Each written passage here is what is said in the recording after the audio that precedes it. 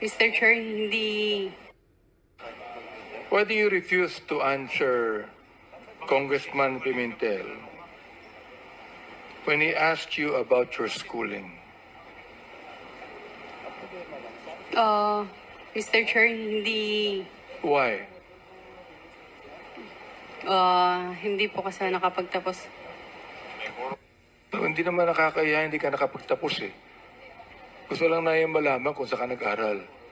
Yun naman ang tanong, di ba? Hindi naman tinanong na kung saan ka nagtapos. Ang kitatanong natin, kung saan ka nag-aral. Oh, pwede masagutin mo yun? Mr. Chair, marami po akong school na pinag-aralan po. Wala kang school na pinag-aralan o doon ka nag-aral sa China, hindi sa Manila?